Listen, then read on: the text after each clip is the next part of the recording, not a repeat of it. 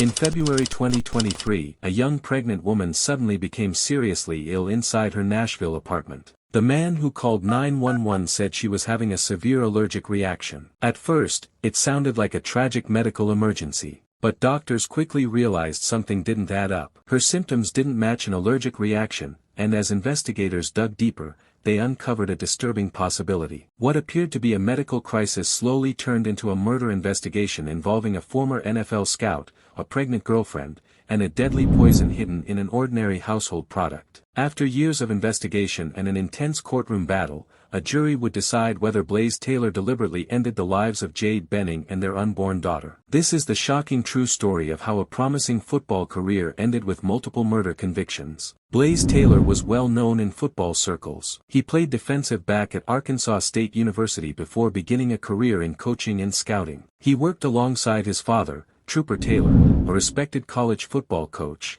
and later earned opportunities with the Tennessee Titans as a scouting assistant. From the outside, Blaise appeared to have a bright future in football. Few could have imagined that his name would one day make national headlines for a completely different reason. Jade Benning was a 25-year-old woman living in Nashville, Tennessee. Friends described her as kind, caring, and excited about the future. She was around 5 months pregnant, and according to prosecutors, Blaise Taylor was the father of her unborn child. While every relationship has its challenges, no one expected that their story would end in such a heartbreaking way. In February 2023, Blaise visited Jade at her apartment. According to prosecutors, this visit would become the beginning of a carefully planned crime. Investigators later alleged that Taylor secretly introduced a toxic substance into Jade's food or drink without her knowledge. Not long afterward, Jade became violently ill. As her condition quickly worsened, Taylor called 911. He told emergency dispatchers that Jade appeared to be suffering from a severe allergic reaction. Emergency medical personnel rushed to the apartment and transported her to Vanderbilt University Medical Center. Doctors immediately worked to stabilize both Jade and her unborn baby. Despite their efforts, her condition continued to deteriorate. For several days, doctors fought to save her life. Family members held on to hope that she would recover. Sadly,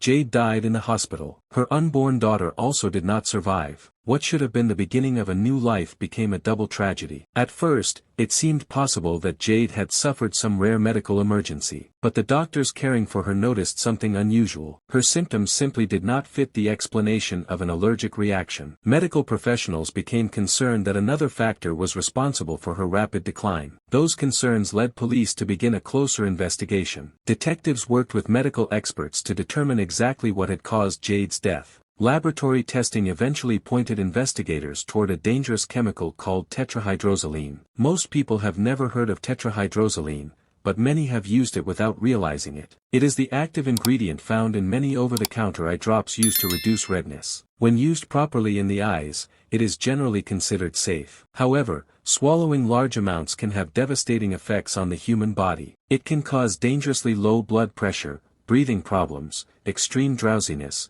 heart complications, coma, and even death. Investigators believe Jade had been poisoned with tetrahydrozoline. The discovery completely changed the direction of the investigation. Instead of searching for a natural medical explanation, detectives now believed they were dealing with an intentional homicide. Police began reconstructing everything that happened before Jade became sick. They reviewed phone records, electronic communications, medical reports, and witness statements. They carefully examined Blaise Taylor's movements before and after the incident. Investigators wanted to know whether this poisoning had been accidental or part of a deliberate plan. As detectives gathered more evidence, prosecutors developed a theory about what happened. They argued that Taylor did not want the pregnancy and intentionally poisoned Jade to avoid becoming a father. According to prosecutors, this was not a crime committed in the heat of the moment. They believed it was a calculated act that resulted in the deaths of both Jade and their unborn daughter. The investigation lasted many months. Detectives worked closely with medical experts, toxicologists,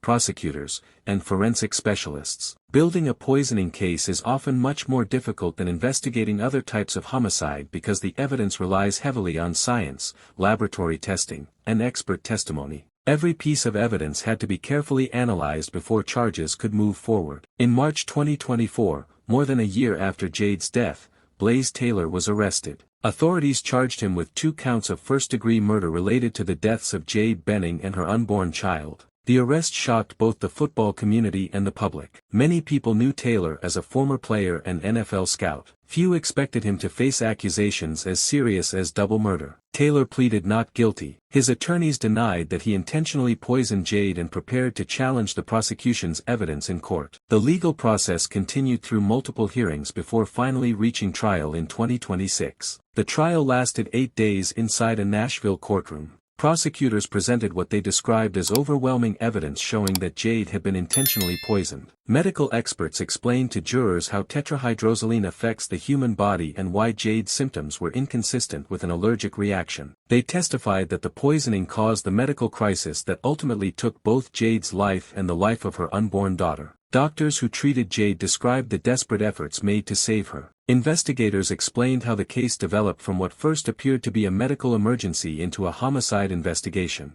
Prosecutors also presented digital evidence gathered from Taylor's electronic devices and reconstructed the timeline surrounding Jade's illness. Friends and family members testified about Jade, her pregnancy, and her relationship with Taylor. Their testimony helped jurors understand who Jade was beyond the headlines. She was not simply another victim in a courtroom. She was a daughter, a friend, and an expectant mother looking forward to welcoming her baby into the world. Throughout the trial, prosecutors argued that all the evidence pointed to one conclusion. They believed Taylor intentionally poisoned Jade and that the deaths were the result of a carefully planned crime. They told jurors that the evidence fit together like pieces of a puzzle. Taylor's defense team fought back against those claims. His attorneys argued that prosecutors had failed to prove beyond a reasonable doubt that he intentionally poisoned Jade. They questioned portions of the forensic evidence and maintained that much of the state's case relied on circumstantial evidence. The defense insisted that the prosecution had not established intentional murder beyond the legal standard required for conviction. Once both sides finished presenting their cases, the fate of Blaise Taylor rested in the hands of 12 jurors. They reviewed the testimony, the medical evidence,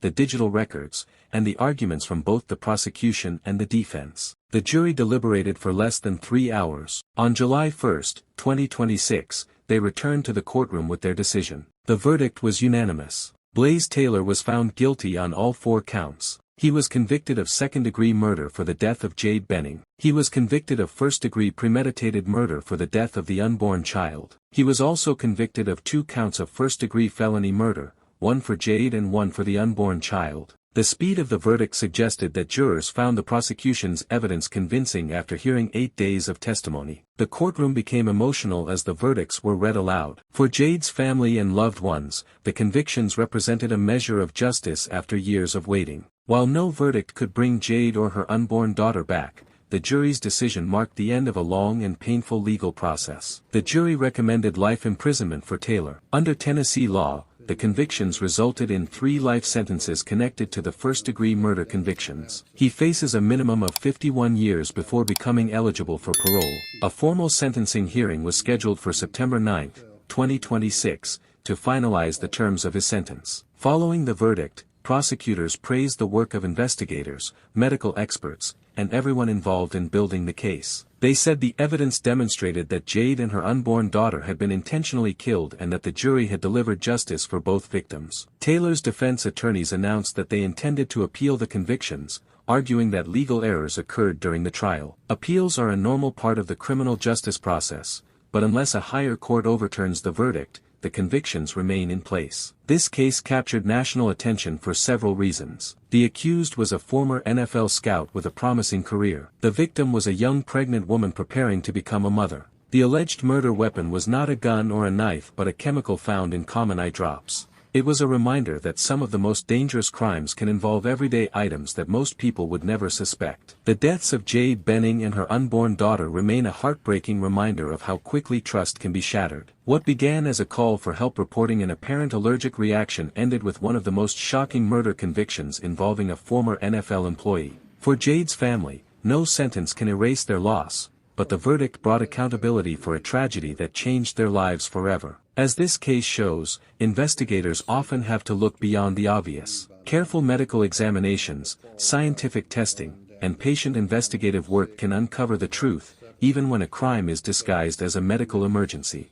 In the end, the jury concluded that the evidence proved Blaise Taylor was responsible for the deaths of Jade Benning and their unborn daughter. If you found this case informative, don't forget to like this video and subscribe to the channel for more true crime documentaries. Share this video with others who are interested in real criminal investigations, and let us know your thoughts in the comments below.